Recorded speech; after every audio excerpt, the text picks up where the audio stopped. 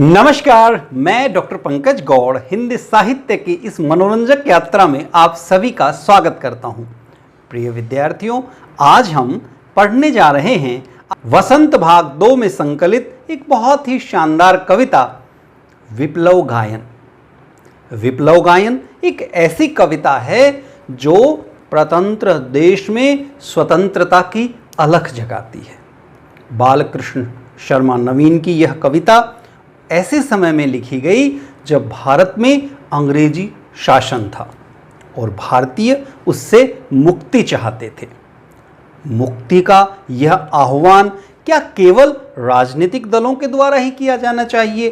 क्या साहित्यकारों का, कवियों का, बुद्धिजीवियों का, कलाकारों का उसमें कोई योगदान नहीं होना चाहिए? होना चाहिए। साहित्य हमेशा समाज के आगे चलने वाली मशाल है और इसी तरह की प्रेरणा इस कविता के माध्यम से नवीन जी देते हैं।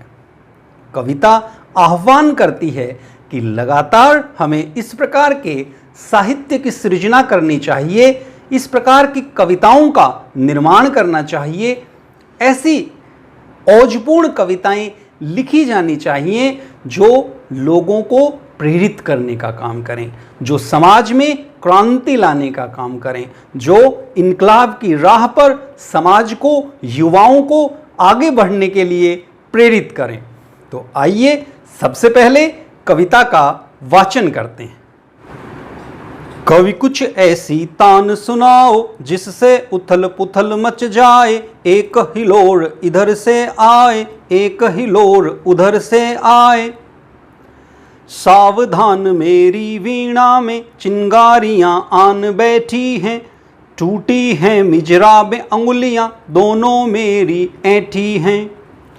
कंठ रुका है महानाश का, मारक गीत रुद्ध होता है, आग लगेगी क्षण में हड़तल में अब क्षुब्ध युद्ध होता है।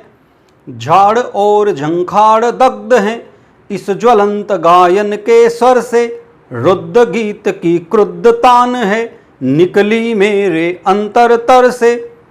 कण कण में है व्याप्त वही स्वर, रोम रोम गाता वह ध्वनि, वही तान गाती रहती है कालकूट फण की चिंतामणि। आज देख आया हूँ जीवन के सब राज समझ आया हूँ, भ्रूविलास के महानाश के पोषक सूत्र परख आया हूँ। कवि कुछ ऐसी तान सुनाओ जिससे उथल पुथल मच जाए, एक हिलोर इधर से आए, एक हिलोर उधर से आए। तो आपने देखा इस कविता में कवि आह्वान करते हैं।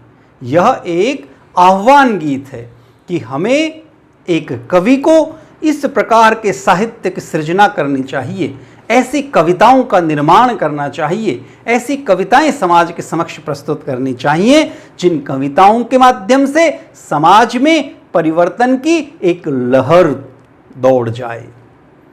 तो आप कविता का प्रसंग लिखेंगे, तत्पश्चात कविता की व्याख्या करेंगे। तो प्रसंग क्या होगा? प्रसंग के अंतर्गत आप लिखेंगे प्रस्तुत कविता हमारी हिंदी की पाठ्यपुस्तक वसंत भाग 2 में संकलित है। कविता का शीर्षक है विप्लव गायन और इसके कवि हैं बालकृष्ण शर्मा नवीन। कवि इस कविता के माध्यम से कलाकार को क्रांति का अलख जगाने के लिए प्रेरित करते हैं, आह्वान करते हैं कलाकारों के प्रति, साहित्यकारों के प्रति, कवियों के प्रति कि हमें इस प्रकार के साहित्य की सृजना करनी चाहिए जिससे समाज में चैतन्यता उत्पन्न हो, जिससे समाज में जागृति आए। तो प्रारंभिक पंक्तियों के माध्यम से कवि कहते हैं, कवि कुछ ऐसी तान सुनाओ जिससे उथल पुथल मच जाए कि जो व्यवस्था है, जो गीत आप लिखते हैं, जिस प्रकार के साहित्य की सृजना आप करना चाहते हैं, उसमें इस प्रकार के शब्द हों, इस प्रकार के अर्थ हों कि लोग एक नए समाज के निर्माण के लिए प्रेरित हों, उठ खड़े हों उथल पुथल मच जाए, जो जैसा है वैसा वहां नहीं रहे। समाज में एक बड़ा परिवर्तन आए, एक हिलोर इधर से आए, एक हिलोर उधर से आए, और समाज के सभी वर्गों का, सभी लोगों का इसमें सहयोग हो। आगे कवि कहते हैं कि जब आप इस प्रकार के साहित्य की सृजना करेंगे, जैसे वीणा के माध्यम से प्राय बहुत ही मधुर स्वर निकलते हैं, लेकिन कवि कहता है कि जब आप विप्लव गायन करते हैं, क्रांति के साहित्य की सृजना करते हैं, इस प्रकार की कविताओं का निर्माण करते हैं, तो आपकी वीणा से एक प्रकार से चिंगारियां निकलती हैं, औज की कविताएं निकलती हैं। और कवि कहता है इस प्रकार की साहित्यिक सृजना के कारण मेरी मिजराबें टूट गई हैं, जिनके माध्यम से वीणा में स्वर निकाले जाते हैं, और मेरी उंगलियां ऐंठ गई हैं। महानाश के जिस गीत को मैं गाना चाहता हूं, भावातिरेक के कारण, उसके कारण मेरा कंठ अवरुद्ध हुआ जा रहा है, और मैं इस प्रकार के गीतों की सृजना लगातार करने की दिशा में प्रयासरत हूं, जिसके माध्यम से समाज में परिवर्तन की एक ज्वाला जागृत हो। आगे कवि कहते हैं, आग लगेगी क्षण में हड़तल में, अब क्षुब्ध युद्ध होता है, और मेरे साहित्य के माध्यम से समाज में एक क्रांति की, परिवर्तन की आग प्रज्वलित होगी, और इस आग के कारण सब प्रकार की प्राचीन जो रूढ़ परंपराएं हैं, नीतियां हैं, जिनकी समाज को अब कोई आवश्यकताएं नहीं है, वह सब झाड़ झंखाड़ उस आग में स्वाहा हो जाएगा, और नए प्रकार के समाज का निर्माण होगा। आप देखते हैं कि कई स्थानों पर किसान अच्छी खेती उगाने के लिए जो झाड़ झंखाड़ पड़ा हो उसमें आग लगा देते हैं। तो इसी प्रकार से कवि कहना चाहते हैं कि जब साहित्य के माध्यम से लोगों के विचारों में परिवर्तन होगा, तो ऐसे विचार जो आज के परिप्रेक्ष्य में बहुत ही उचित नहीं रह गए हैं, ऐसी परंपराएं जो समाप्त हो जानी चाहिए, वे परंपराएं, वे विचार स्वाहा हो जाएंगे। झाड़ और झंखाड़ दग्ध है। इस ज्वलंत गायन के स्वर से, जब गायन का, परिवर्तन का, विप्लव का वह स्वर समाज में प्रेषित होगा। रुद्ध गीत की क्रुद्ध तान है, निकली मेरे अंतरतर से, और इस प्रकार के गीतों की सृजना मेरे अंतरतम से, आंतरिक मन से ही होगी। कण कण में है व्याप्त वही स्वर, रोम रोम गाता वह ध्वनि, वही तान गाती रहती है कालकूट फणि की चिंतामणि। और चूंकि अब मैं विप्लव गायन की दिशा में प्रवृत्त हो गया हूं, तो मेरे शरीर का कण कण भावातिरेक में, उसी प्रकार के साहित्य की सृजना में संलग्न है।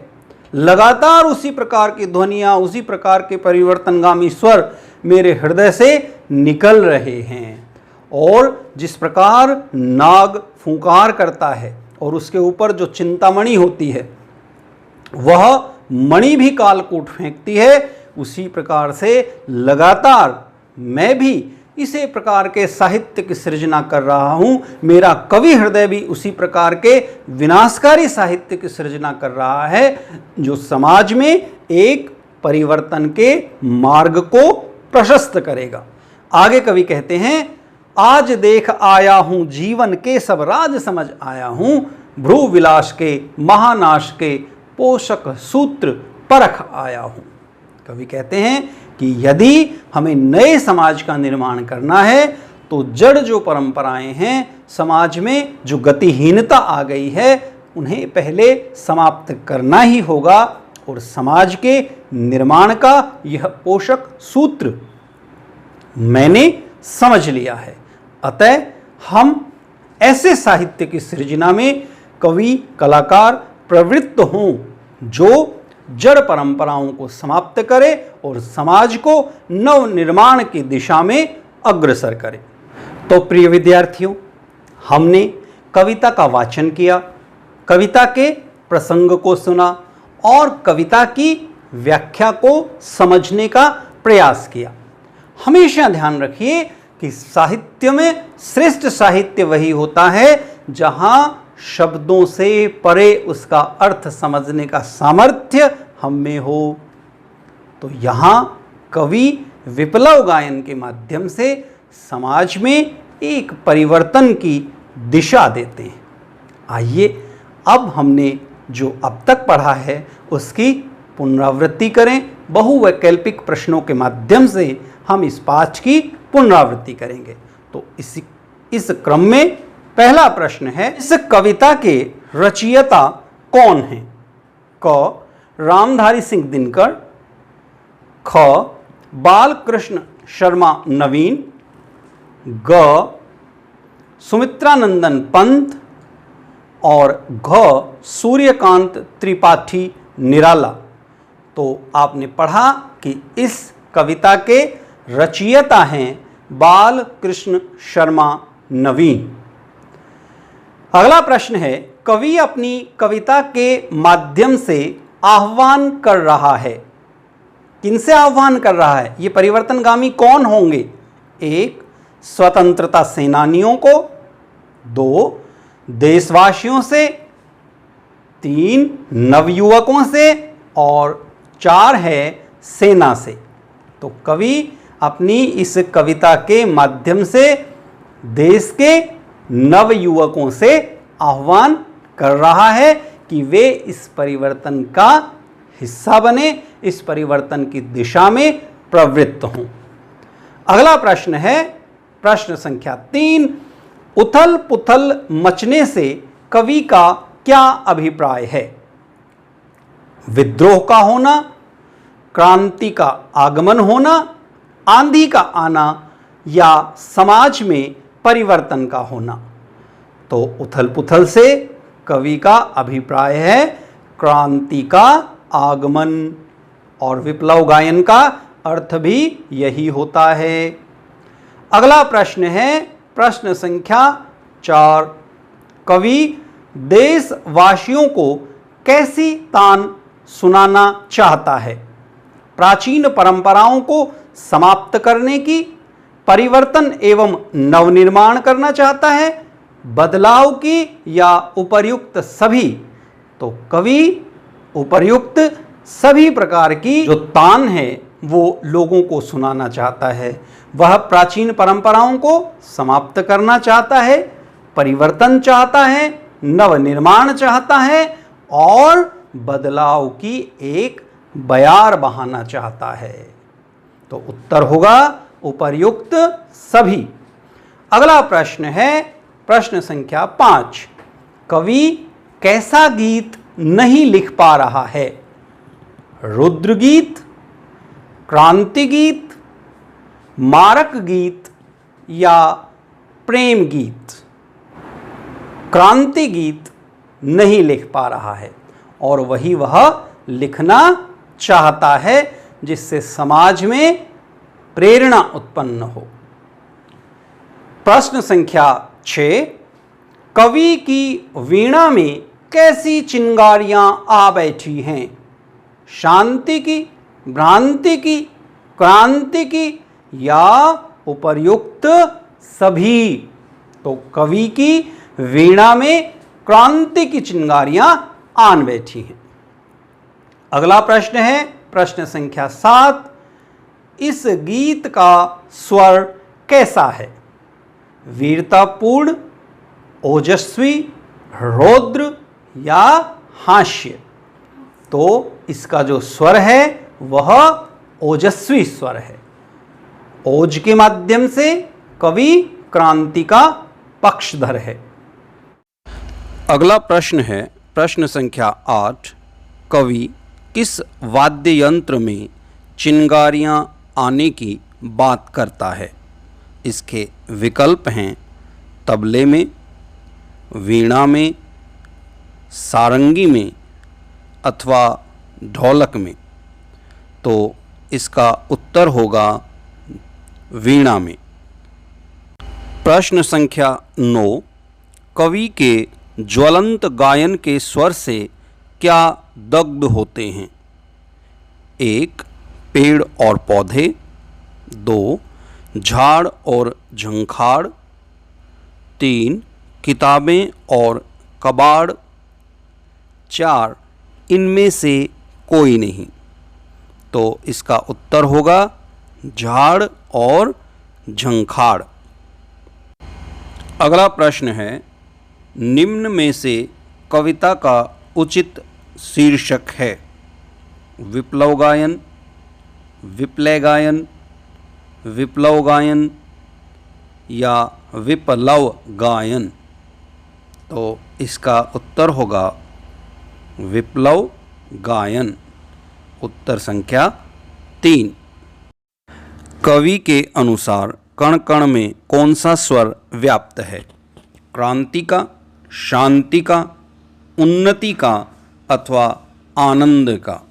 तो आप जानते हैं कि यह पूरी कविता विप्लव गायन है और क्रांति को समर्पित है, क्रांति के माध्यम से नवनिर्माण को समर्पित है।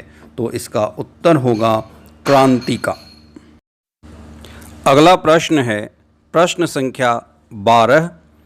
कवि ने जीवन का क्या राज समझ लिया है? पहला विकल्प है सत्संग में ही आनंद है। दूसरा विकल्प है क्रांति के बिना नवनिर्माण संभव नहीं। तीसरा विकल्प है ऋण लेकर भी घी पियो। और चौथा विकल्प है राष्ट्रीय समस्याओं से हमें क्या? तो इसका उत्तर होगा क्रांति के बिना नवनिर्माण संभव नहीं। क्रांति के माध्यम से ही समाज में एक बड़ा परिवर्तन आप ला सकते हैं, युवा एक परिवर्तन ला सकते हैं और उसी के माध्यम से नव निर्माण होता है, नए समाज का निर्माण होता है। ऐसे समाज का निर्माण करने में हम सफल होते हैं जहां सबको समान अधिकार मिलें, सबकी आवश्यकताओं की पूर्ति हो।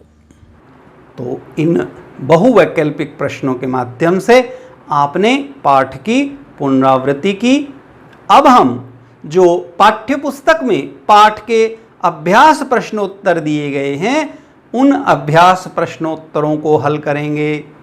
इस क्रम में पहला प्रश्न है कविता से, कण कण में है व्याप्त वही स्वर, कालकूट फणि की चिंतामणि। तो वही स्वर, वही ध्वनि एवं वही तान आदि वाक्यांश किसके लिए, किस भाव के लिए प्रयुक्त हुए हैं? तो वही स्वर, वही ध्वनि, वही तान नव निर्माण के रास्ते खोलने के भाव के लिए निर्मित हुए हैं, जन जागृति के आह्वान के लिए प्रयोग किए गए हैं और क्रांति के उस भाव को इन शब्दों के माध्यम से कवि व्यक्त करना चाहते हैं जो हर तरफ व्याप्त है। प्रश्न 1 का ख जो भाग है वह है वही स्वर, वह ध्वनि एवं वही तान से संबंधित भाव का रुद्र गीत की क्रुद्ध तान है, निकली मेरी अंतरतर से। पंक्तियों से क्या कोई संबंध बनता है? जी हाँ, इन पंक्तियों से सीधे संबंध बनता है, क्योंकि कवि के अंतरतम से ही उस प्रकार के गीतों की सृजना हो रही है जिनके माध्यम से वह समाज में परिवर्तन का आकांक्षी है। कवि के हृदय में वर्तमान व्यवस्था के प्रति गहरा आक्रोश है, जो तत्कालीन व्यवस्था थी उसके प्रति, जिस समय में कवि थे। और उस समय कवि यह चाहते थे कि क्रांति के माध्यम से वह व्यवस्था परिवर्तित हो और भारतीय समाज का, भारतीय राजनीति का वर्चस्व सत्ता में स्थापित हो। अगला प्रश्न है, नीचे दी गई पंक्तियों का भाव स्पष्ट कीजिए। सावधान मेरी वीणा में दोनों मेरी ऐंठी हैं। कवि लोगों को जागृत करना चाहते हैं, उन्हें सूचना देना चाहते हैं कि वह वीणा जो लगातार कोमल स्वर निकाला करती थी, अब उसके माध्यम से समय की ज़रूरत का ध्यान रखते हुए ऐसे स्वर निकलने लगे हैं जिन स्वरों की, जिन ओज के स्वरों की आज समाज को आवश्यकता है। और ओज के इन स्वरों ने कवि के शरीर में भी परिवर्तन किए हैं। वे उंगलियां जो केवल कोमल भाव से वीणा पर फिरा करती थी, आज ऐंठ गई हैं। वे अंतरतम से जो सहजता के स्वर निकला करते थे, आज वहां से ओजस्वी स्वर निकल रहे हैं, क्रांति के स्वर निकल रहे हैं, महाविनाश के स्वर निकल रहे हैं। तो इन पंक्तियों के माध्यम से कवि अपनी मनःस्थिति और साहित्य के बदले हुए स्वरूप को समाज के समक्ष रखना चाहते हैं। इसके बाद है कविता से आगे। इस कविता के माध्यम से अन्य अनेक कौन कौन सी चीज़ों को आपने समझा, उनके बारे में हम बात करेंगे। तो इस क्रम में पहला प्रश्न है, स्वाधीनता संग्राम के दिनों में अनेक कवियों ने स्वाधीनता को मुखर करने वाली ओजपूर्ण कविताएं लिखी। माखनलाल चतुर्वेदी, मैथिली शरणगुप्त और सूर्यकांत त्रिपाठी निराला की ऐसी कविताओं की चार चार पंक्तियां इकट्ठा कीजिए जिनमें स्वाधीनता के भाव ओज से मुखर हुए हों। तो यह आप अपने पुस्तकालय के माध्यम से कर सकते हैं। पुस्तकालय में जाएं और इन चारों कवियों की काव्य जो पुस्तकें हैं उन्हें निकालें और उसमें से जो आपको पसंद हो उन कविताओं का संकलन करें। मुझे जो पंक्तियां पसंद हैं वो मैं आपके साथ साझा करता हूं। तो सबसे पहले माखनलाल चतुर्वेदी जी की यह पंक्तियां, द्वार बालिका खोल चल भूडोल कर दे, एक हिमगिरी एक सिर का मोल कर दे, मसल कर अपने इरादों सी उठाकर, दो हथेली है कि पृथ्वी गोल कर दें। विचार लो कि मृत्यु हो न मृत्यु से डरो कभी, मरो परंतु यों मरो कि याद जो करें सभी। हुई न यों सुमृत्यु तो वृथा मरे वृथा जिए, मरा नहीं वही की जो जिया न आपके लिए। यही पशु प्रवृत्ति है कि आप ही चरे, वही मनुष्य है कि जो मनुष्य के लिए मरे। राष्ट्रकवि मैथिली शरणगुप्त जी की यह प्रसिद्ध पंक्तियां जो हमें मनुष्य धर्म सिखाती हैं कि मनुष्य वही होता है जो दूसरे मनुष्य के लिए सदा अपने प्राणों को त्याग करने के लिए भी तैयार रहता है। बाधाएं आए तन पर, देखे तुझे नैन मन भर, मुझे देख तू सजल दृगों से, अपलक उड़ के शतदल पर। क्लेद युक्त अपना तन दूंगा, मुक्त करूंगा तुझे अटल, तेरे चरणों पर देकर बलि, सकल श्रेय श्रम संचित फल।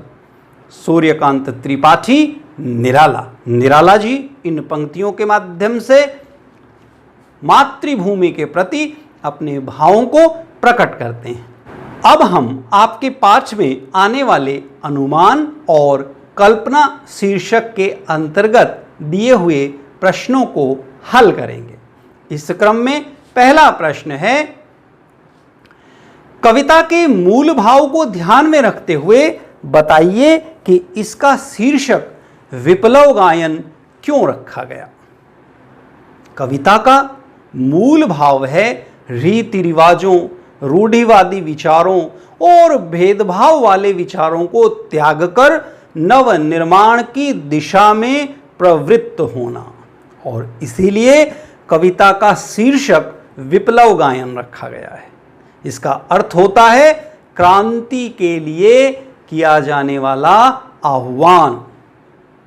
तो निश्चित रूप से कविता के जो मूल स्वर हैं उनका प्रतिनिधित्व शीर्षक करता है, अतः यह एक श्रेष्ठ, सार्थक, आनंददायक और प्रेरणादायी शीर्षक है। इसके बाद हम बात करेंगे भाषा की बात। पहला प्रश्न है, कविता में दो शब्दों के मध्य योजक का प्रयोग किया गया है, जैसे जिससे उथल पुथल मच जाए एवं कण कण में है व्याप्त वही स्वर। इन पंक्तियों को पढ़िए और अनुमान लगाइए कि कवि ऐसा प्रयोग क्यों करते हैं। देखिए, योजक चिन्हों का प्रयोग पुनरुक्ति प्रकाश के लिए, कविता में विशेष प्रभाव पैदा करने के लिए किया जाता है, और इस चिन्ह के माध्यम से हम देखते हैं कि कवि अपने उद्देश्य में सफल भी रहे हैं। तो निश्चित रूप से योजक चिन्हों के इन प्रयोगों ने भाषिक सामर्थ्य में वृद्धि करने में अपनी महत्वपूर्ण भूमिका अदा की है। अगला प्रश्न है, भाषा से ही संबंधित है। वह प्रश्न है, कविता में पूर्ण विराम आदि विराम चिन्हों का उपयोग रुकने, आगे बढ़ने अथवा किसी खास भाव को अभिव्यक्त करने के लिए किया जाता है। कविता पढ़ने में इन विराम चिन्हों का प्रभावी प्रयोग करते हुए काव्य पाठ कीजिए।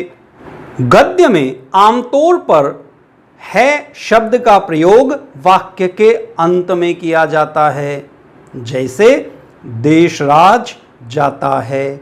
अब कविता की निम्न पंक्तियों को देखिए। कण कण में है व्याप्त वही तान गाती रहती है। इन पंक्तियों में ह शब्द का प्रयोग अलग अलग जगहों पर किया गया है। कविता में अगर आपको ऐसे अन्य प्रयोग मिलें तो उन्हें छांटकर लिखिए। तो कविता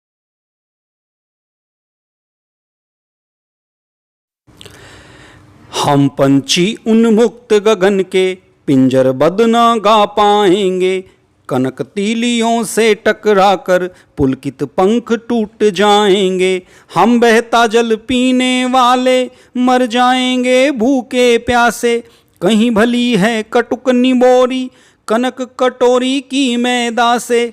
स्वर्ण श्रृंखला के बंधन में अपनी गति उड़ान सब भूले, बस सपनों में देख रहे हैं तरु की फुनगी पर के झूले। कविता में जब इस प्रकार के अन्य प्रयोग हम खोजते हैं तो एक पंक्ति यह भी है, कंठ रुका है महानाश का मारक गीत रुद्ध होता है। इसमें है का प्रयोग दो स्थानों पर हम देख सकते हैं। अगला प्रश्न है, प्रश्न संख्या 3। निम्न पंक्तियों को ध्यान से देखिए। कवि कुछ ऐसी तान सुनाओ, एक हिलोर उधर से आए। इन पंक्तियों के अंत में आए जाए जैसे तुक मिलाने वाले शब्दों का प्रयोग किया गया है। इसे तुकबंदी या अंत्यानुप्रास कहते हैं। कविता से तुकबंदी के अन्य शब्दों को छांटकर लिखिए। छांटे गए शब्दों से अपनी कविता बनाने की कोशिश कीजिए। तो तुकबंदी के जो अन्य शब्द और पद हैं वे इस प्रकार हैं, बैठी हैं, ऐठी हैं, गाती रहती, क्रुद्ध युद्ध। तो इन शब्दों के आधार पर आप अपनी कविता लिखने का प्रयास करेंगे। तो प्रिय विद्यार्थियों, आज इस कालांश के माध्यम से आपने बाल कृष्ण शर्मा नवीन जी की कविता विप्लव गायन का वाचन, उसका प्रसंग, उसकी व्याख्या, अभ्यास के प्रश्नोत्तर के बारे में जाना। निश्चित रूप से आज की यह कक्षा आपके लिए बहुत आनंददायक रही होगी। इस कविता को कंठस्थ करें और इसका अभ्यास कार्य अपनी उत्तर पुस्तिका में अवश्य करें। धन्यवाद। आपका दिन शुभ हो।